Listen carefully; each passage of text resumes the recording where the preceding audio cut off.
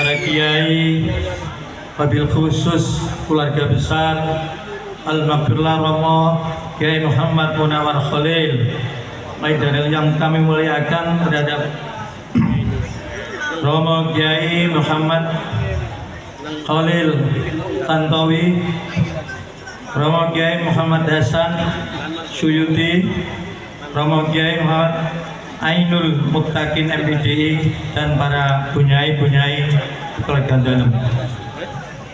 Wabil khusus Jumateng para kepala sekolah mulai dari RK sampai perguruan tinggi,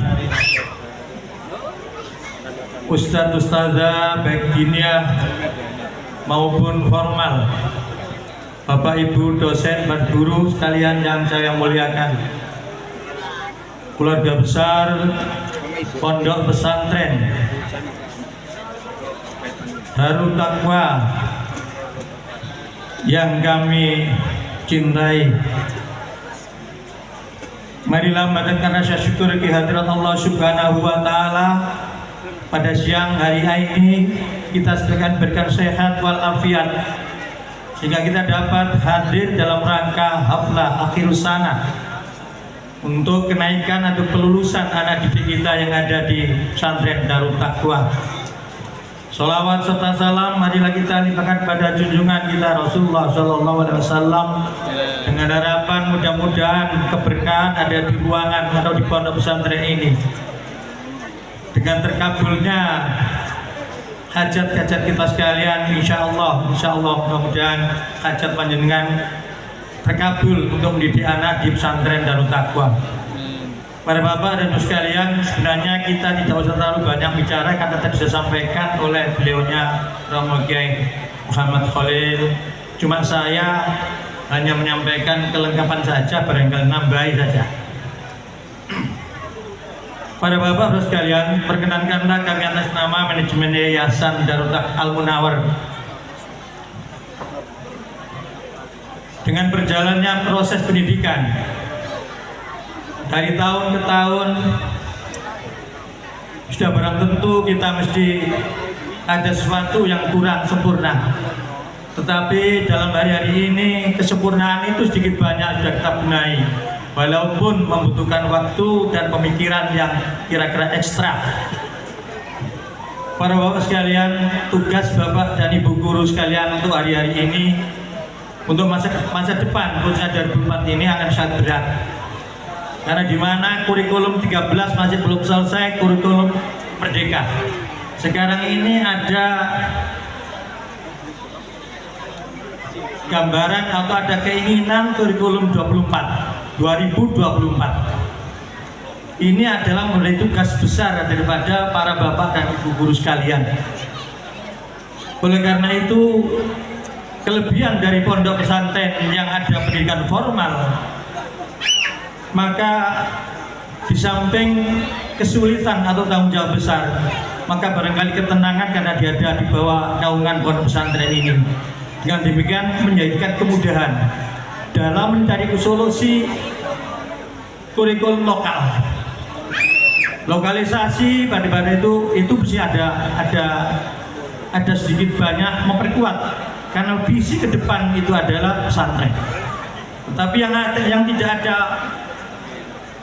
tidak di dalam pesantren itu yang masih kesulitan, karena setiap saat berganti kurikulum tanpa ada dasar di pesantren. Tapi alhamdulillah di pesantren ini visi dan misinya kuat, sehingga dengan demikian itulah yang membuat kita semangat untuk ke depan dan menjadi pilihan pendidikan ada di dalam pesantren. Para bapak dan ibu sekalian, wali murid dan wali santri yang berbahagia, panjenengan harus berbahagia dan berbangga hati untuk mendidikkan anaknya di pesantren, di tengah-tengah pesantren yang penuh berkah.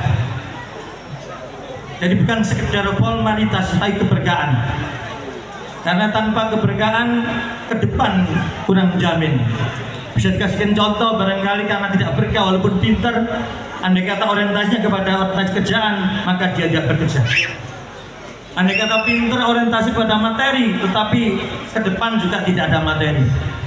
Tetapi kalau dengan penuh keberkahan, walaupun sekolahnya biasa-biasa saja, tapi di tengah-tengah masyarakat, putra putri panjenengan masih bisa mengikuti masa depan karena nasibnya bagus. Kemungkinan juga diharapkan oleh di tengah-tengah masyarakat kita yang berada. Oleh karena itu, para bapak dan sekalian, tadi saya sampaikan oleh pemangku pengasuh Pondok Pesantren Romo Kiai Muhammad Khalil bahwa kalau sudah selesai di pendidikan tingkat MI, maka hendaknya ikut diberikan sanawiyah atau ke SMP, yang SMP ke SMA, yang SMA ke perguruan tinggi. Kenapa saya saran begitu? Karena di tengah-tengah masyarakat, gejolak yang ada di tengah-tengah masyarakat ini secara global, secara umum, khusus nasional saja, dengan kondisinya kenakalan remaja yang usia SMP sama SMA itu di mana-mana terjadi. Nah, ini bukan akibat apa-apa, diakibatkan oleh sosmed, HP. Karena HP inilah yang membuat anak-anak didik ini menjadi kesulitan untuk terkait dengan masalah pelajaran. Tetapi bedanya kalau di pondok pesantren, hal itu memang ditiadakan, tidak ada HP di dalam pesantren. Tetapi kalau di luar, andai kata, itu masih diperbolehkan. Banyak yang ada di sosmed itu anak dibully secara fisik. Tetapi apa latar belakangnya? Memang dia sengaja begitu, tetapi agar supaya viral, dikenal di mana-mana.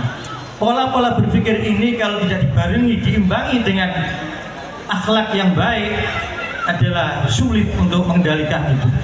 Nah, akhlak yang baik itu adalah di tengah-tengah pondok pesantren, kebetulan di Darut Taqwa.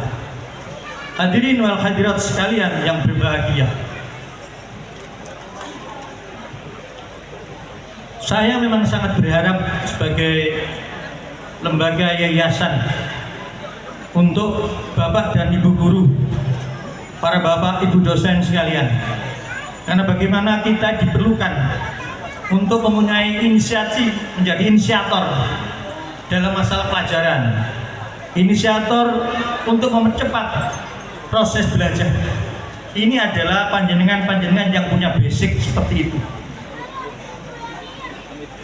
Yang kedua, tidak salah, dan saya berharap memang bapak ibu guru bukan sekedar mengajar, karena saya menginginkan adalah pendidik. Dalam mengajar, setelah pelajaran disampaikan oleh anak murid, maka sudah selesai, tidak ada tanggung jawab. Tetapi kalau pendidik mulai dititipkan oleh orang tuanya kepada pesantren, maka sebagai yayasan sekaligus sebagai bapak ibu guru, maka punya kewajiban, punya tanggung jawab moral tentang masa depan anaknya itu, khususnya untuk menjadi anak yang akhlakul karimah atau soleh solehah di tengah-tengah masyarakat kalau sudah alumni daripada Darut Taqwa. Itulah harapan satu-satunya untuk mencetak anak yang bertakwa di Darut Taqwa. Para hadirin dan hadirat sekalian, dengan seiringnya sering ada kegiatan spiritual, itulah istiqomah nanti bisa memecahkan sendiri, memproses perjalanan percepatan belajar untuk anak santri, anak didik. Yakinlah spiritual yang ada di tengah-tengah pondok ini bukan sekedar ustazah-ustazahnya, tapi beliau pemangku, pengasuh, para kiai, para alim ulama ini, para alim dan sekitarnya ini yang sering didatangkan berkahnya itu, itulah mendorong anak didik kita untuk mempercepat proses belajar sehingga menjadi anak yang dengan pintar, cerdas, mempunyai karakter yang mempunyai akhlak yang akhlakul karimah.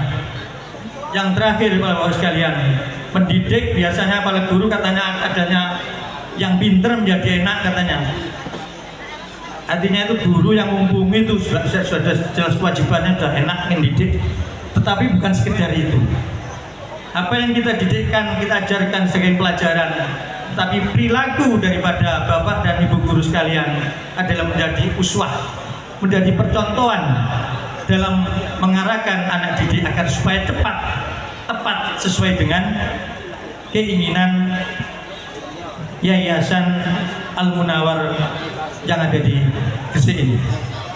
Dengan demikian, kedua pertemuan antara apa yang disampaikan oleh guru yang setiap saat untuk mendoakan muridnya, dan begitu juga orang tuanya yang dimana menitipkan itu juga sama untuk kaitannya dengan dengan keinginannya untuk menjadikan anak yang pintar dan soleh. Itu adalah ketemu antara kemauan guru dan kemauan murid. Sebentar saya share ke belakang. Saya pernah ketemu dengan salah satu kiai untuk guru hafal Quran. Ada 15 penelitian 40 anak. Ada yang 40 anak itu yang lulus, yang selesai untuk hafal itu ada anak 20 dalam kondisi waktu 8 bulan. Di antara ada yang 4 bulan, ada yang 6 bulan. Diteliti oleh guru itu, lalu yang 6 bulan itu rata-rata memang cucunya kiai, putranya ustaz. Ada yang satu yang memang ini real, ada di Jombang ya.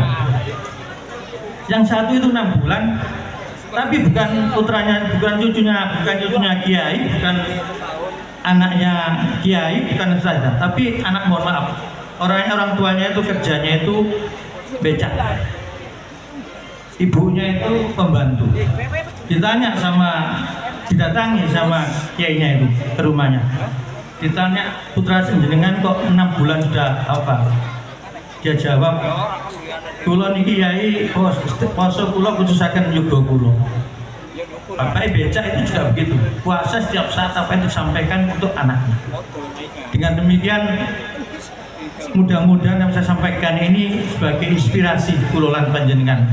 Barangkali diantaranya walaupun tidak maksimal, tapi sedikit banyak untuk menjadi kecepatan dalam mencari ilmu di Darut Taqwa. Kurang lebihnya saya sampaikan, mohon maaf. Wabillahi taufiq wal hidayah. Wassalamualaikum warahmatullahi wabarakatuh.